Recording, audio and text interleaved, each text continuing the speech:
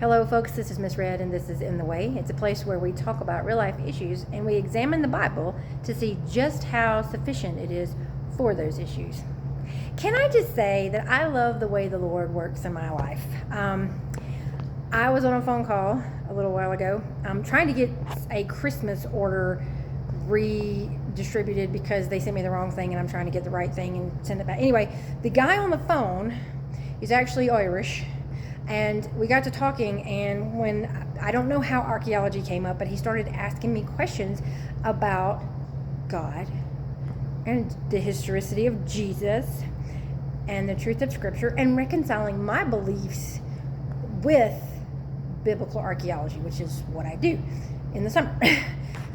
I am never prepared for those moments, I don't think, and it's always when I've had a rough start to a day or the morning that the Lord always goes, let's not forget that this is what this is about. It was a great conversation. I was totally unprepared for him to be asking those questions because it's a business call. But there is nothing more phenomenal in this world to talk about than the God who created us and who wants a personal relationship with us and who has extended that invitation in his Son, Jesus Christ. Now, a couple of other things that I've kind of found interesting this week. I've put some pictures on Facebook of some of the scenery out here in Idaho in the woods, and I'm looking at these trees with all this snow, and I mean there's like almost a half a foot of snow on a lot of the branches, and they still haven't managed to shed the snow, and but they haven't broken either. So many people in my life have been in a cycle of will it ever end? I can't handle anymore. One more thing and I'm going nuts. One more thing and I'm going to take my life. One more thing and it's over. Whatever. And I look at those trees and I think, God made those trees for this specific environment so that they can hold the weight of whatever season they are in.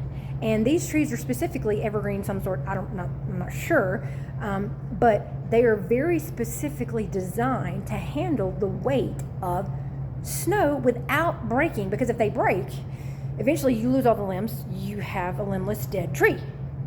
I would just like to say that to me, that's encouraging, that I can look out at God's creation and see, even there's animals out here that you think all of the animals have fled south. Well, not all of them.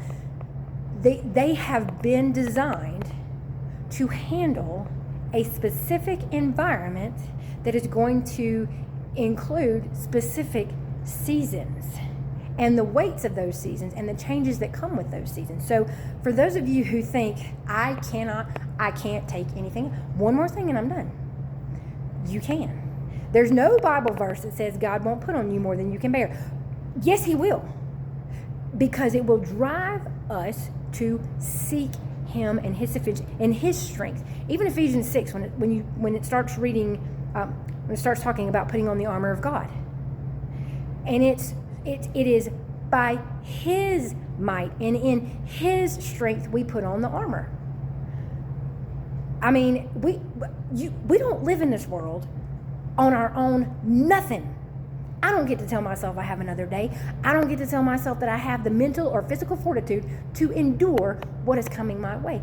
God in his graciousness, because of his great love for his creation and the redemptive process, has decided that I can bear certain things, and when I can't, I will go to him with prayer and supplication in thanksgiving, making my request known so that being in his presence and knowing who he is will give me peace. Not that I have the answers, but he in his strength and his provision gives me strength. So the weight that you're under right now, what does God want you to see about who he is?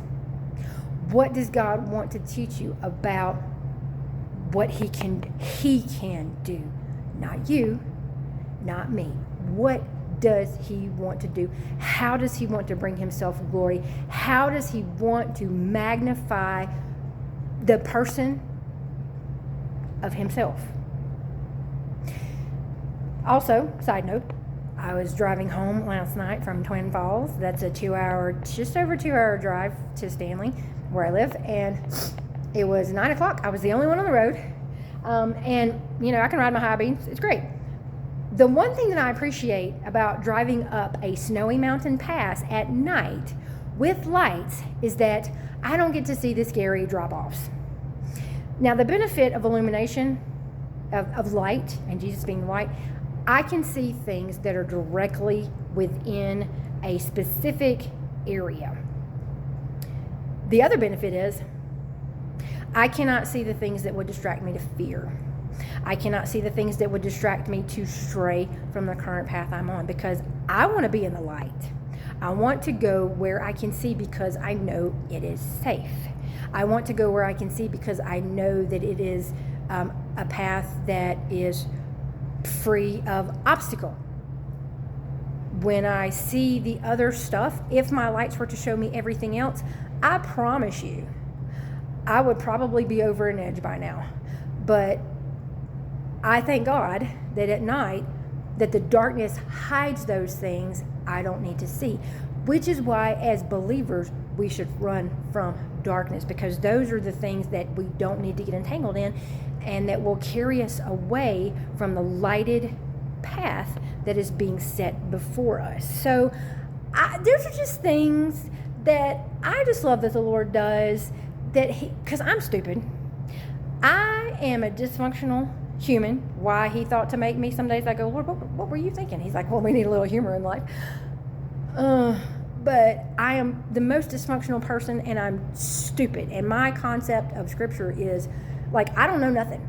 I don't know a thing, but I will tell you that when God teaches me something, it's very simple, because that's how we are, simple-minded. We cannot grasp the heights of his thoughts, as Isaiah says, that his thoughts are way above ours. And we can't grasp the concepts that he has for us and the things he wants to do in and through us.